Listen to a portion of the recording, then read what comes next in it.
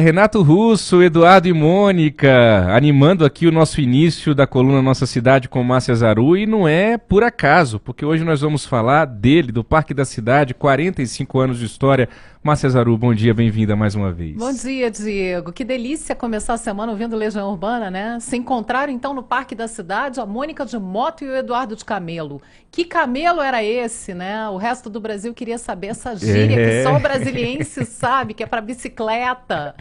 Mas muito Esse gostoso. clima de deserto, tem gente que vai pensar que é um camelo de verdade mesmo aqui em Brasília. Pode deixar no fundinho, Davi, por favor, essa música aí, Eduardo e Mônica, pra gente ao longo da nossa conversa hoje. O parque às vezes parece um deserto mesmo, né? No auge da seca, aquela grama esturricada, o negócio é complicado, né? Mas na época da chuva é lindo, todo verdinho, um lugar super democrático, super gostoso, que acolhe todo mundo e dá essa quebrada, dá esse respiro, né, na cidade. É muito bom. É bom demais. É muito bom. 45 anos o Parque da Cidade? 45 anos. Inaugurado dia 11 de outubro de 1978. Eu já falei aqui na coluna uma vez que o parque foi inaugurado com o nome de Parque Rogério Piton Farias. Não se chamava Parque da Cidade, não se chamava Parque da Cidade Dona Sara Kubitschek. Esse nome o parque recebeu apenas em 97.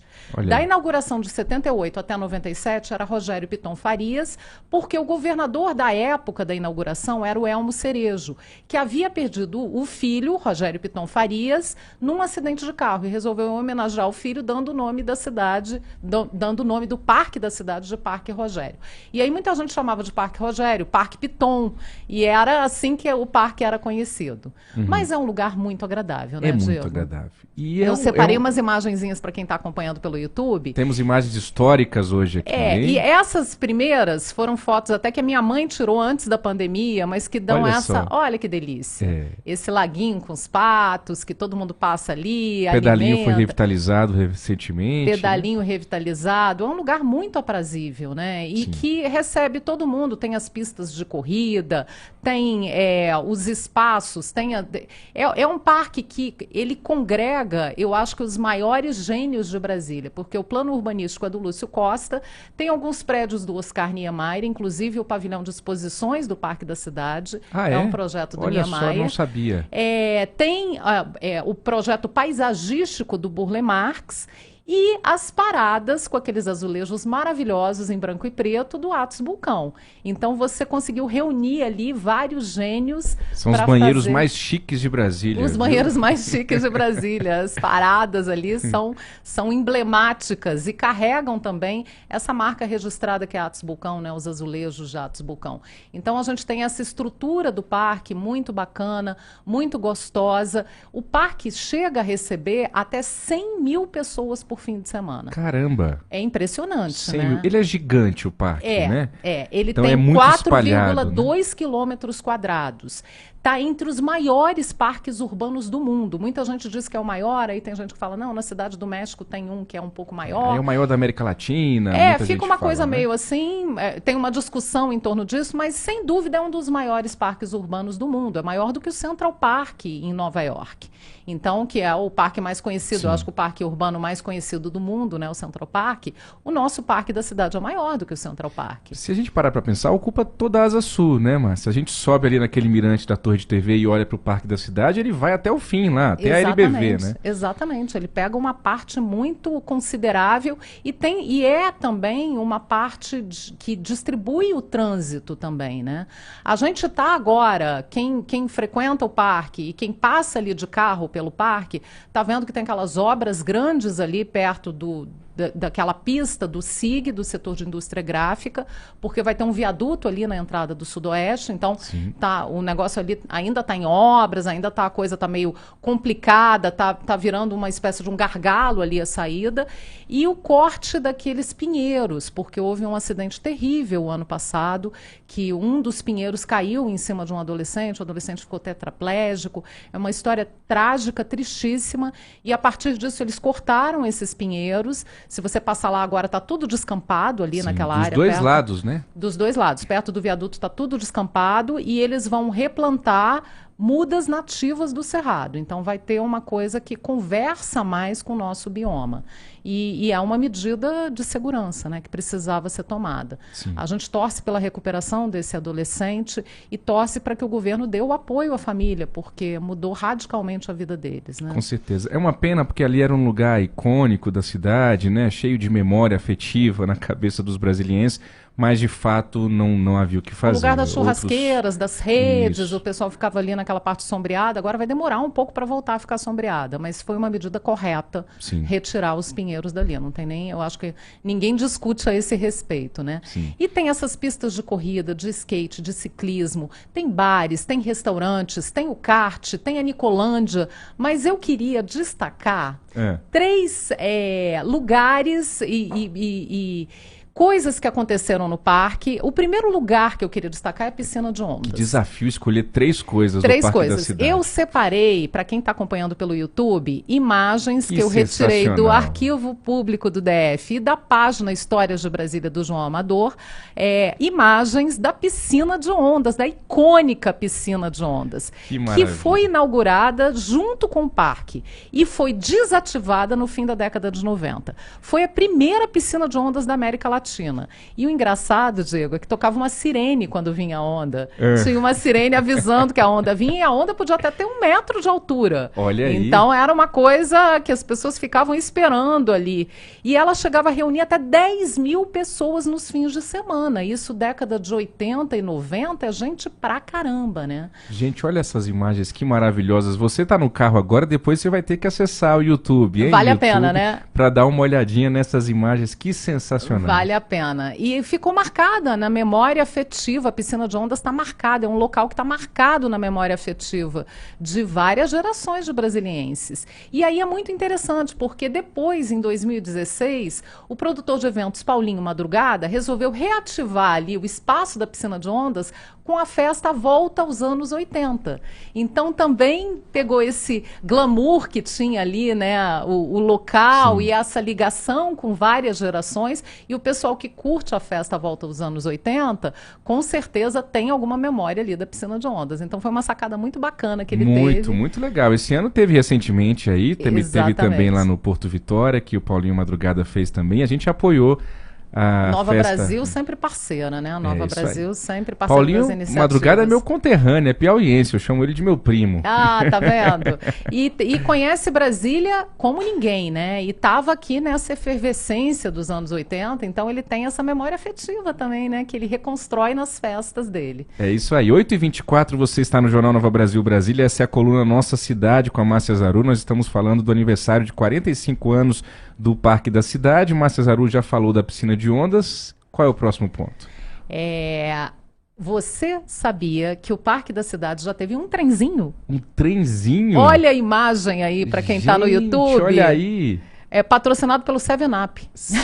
Tem gente que não vai nem saber o que é 7-Up. Não, esse trenzinho, ele rodou nos anos 80, fazendo um circuito de 12 quilômetros pela pista interna do parque. Eram 16 paradas obrigatórias que ficavam perto das atrações e dos estacionamentos. Eu e minha irmã andamos nesse trenzinho. Olha só, que era de graça, Márcia? Eu não me lembro, isso eu não me lembro. Eu era criança, na época, se alguém pagou pra mim, foi pagou, mãe, né? ou vó, ou pai, então eu não me lembro. É um trenzinho estilo Caldas Novas, pra você que não tá no YouTube e tá ouvindo no rádio, né? Aqueles trenzinhos ali daquela pracinha central de Caldas Novas. E era uma atração, né? Então as pessoas gostavam de pegar o trenzinho para fazer o circuito, para andar ali pelo parque, ver as atrações, parar, de repente ir até um estacionamento e tal. Então tinha essa graça do trenzinho. Foi desativado, não sei por quê, porque era até uma boa ideia reativarem esse trenzinho. Poxa, né? Muito legal. Todd Moreno, administrador do Parque da Cidade, se estiver ouvindo a gente, tá aí, ó. Uma excelente ideia, se já não tiver a mesa aí,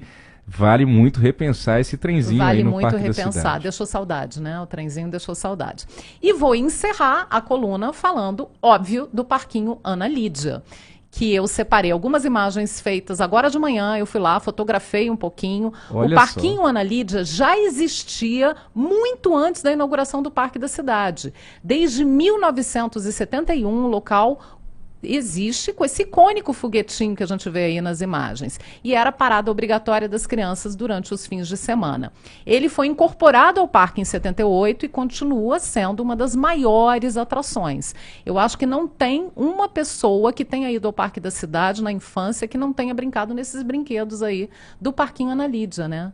Esses dias eu levei meu filho pela segunda vez para brincar lá e é tão forte, né? Você levar seu filho para brincar num lugar onde você brincou quando você era criança. A Ariane Bittencourt fez uma reportagem para a Record, onde ela também é repórter.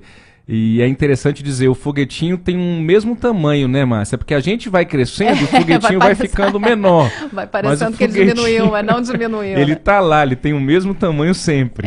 E ele era um desafio, né? A gente conseguir atravessar ali aquela pontezinha e conseguir subir, conseguir sair, era um grande desafio. Claro que com o passar do tempo eles foram melhorando a questão da segurança, porque o foguetinho já foi... Raiz. Já foi para os fortes, né? Já teve ali desafios de segurança que na década de 80 a coisa era muito diferente, a gente sabe, né? Os carros não tinham nem cinto de segurança, ninguém nem sabia o que era usar cinto de segurança. Então, o conceito de segurança, digamos que foi aprimorado de lá para cá, né, Diego? Verdade. E aí eu queria ressaltar uma figura que é um patrimônio também do Parque da Cidade e de Brasília, que é o palhaço Mandioca Frita. Tem algumas imagens aí antigas, de antes da pandemia, que eu fiz do Mandioca Frita, se apresentando, ele está com um triângulo aí, para quem está acompanhando pelo YouTube. Ele se apresenta no Parque da Cidade há décadas, ele é um palhaço simpaticíssimo, é uma figura adorável, que faz essa apresentação aberta ao público, não cobra nada e depois passa o chapéu. Quem puder dar alguma coisa, quem puder contribuir de alguma maneira, contribui com o chapéu. Com o chapéu, o Mandioca Frita criou os filhos. Quem está aí do lado com o pandeiro e com o tambor são filhos dele. E essa de perna de pau, altinha aí do lado, é neta dele. Então a família inteira às vezes se reúne com o Mandioca Frita. E ele criou esses filhos passando o chapéu nessas apresentações no Parque da Cidade. É uma figura muito querida. Como eu falei, é um patrimônio de Brasília e um patrimônio do parque.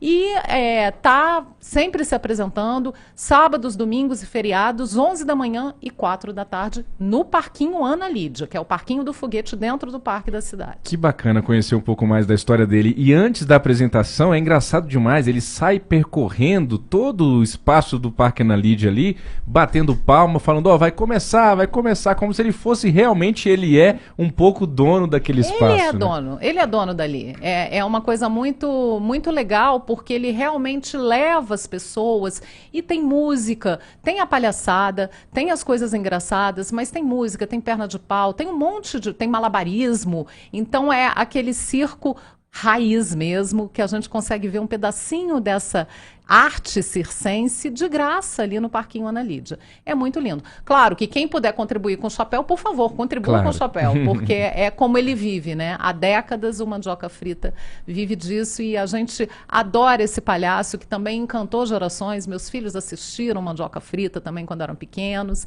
e certamente meus netos assistirão Mandioca Frita também. Coisa boa.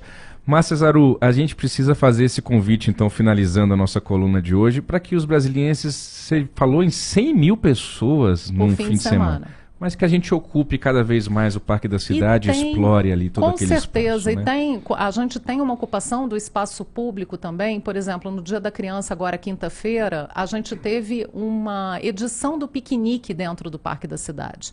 Então, também é muito bacana, porque você leva outros... Você leva uma feira, você leva outros tipos de arte para dentro do parque, isso é muito legal.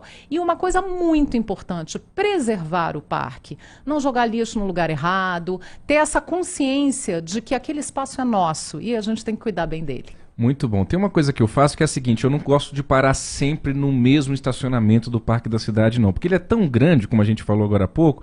Então Então tem lugares que você fala, caramba, aqui é o Parque da Cidade, eu nunca tinha corrido aqui. Então, às vezes eu paro ali perto do Sudoeste, às vezes eu paro perto mais ali das 900 da Asa Sul, às vezes perto do Nicolândia, às vezes na administração ali, que é talvez o estacionamento mais tradicional, mas como é bom ter vários olhares e várias visões do mesmo Parque da Cidade. E vai explorando cada dia um cantinho diferente, cada fim de semana um cantinho diferente. Tem muitas atividades que acontecem ali. O Bloco Fio Desencapado ensaia num dos estacionamentos, então tem a bateria, a percussão ali. Tem vários grupos de percussão que se encontram no parque, que fazem esses ensaios no parque, e as pessoas participam assistindo. Tem a Escola da Natureza. Você estava falando que você foi com seu filho e plantou um açaí no parque? Foi, era uma loja de açaí que estava fazendo essa ação, uma muda ali. Tinha ipês, tinha vários tipos de árvores. Tem a Escola da Natureza também no parque, que dá noções de plantio, de preservação do bioma e tal.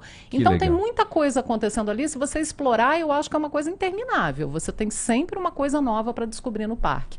E quando a gente fala de natureza, eu queria também citar uma pessoa que é o Ozanam Coelho, que já faleceu, mas era conhecido como Jardineiro de Brasília. E ele foi o responsável pelo plantio das primeiras árvores do Parque da Cidade. É uma figura também sensacional, que Brasília deve esse respeito à memória dele e que vai ser tema de uma coluna só dele. Em breve eu vou falar, porque ele também tem uma história com a Praça do Buriti. Muito interessante. Fica aí o spoilerzinho da próxima coluna. Muito bem. Márcia Zaru, excelente semana. Até segunda que vem. Mesmo que ela seja difícil, que seja maravilhosa. Uma semana ótima para todos. Obrigada, Diego. Valeu.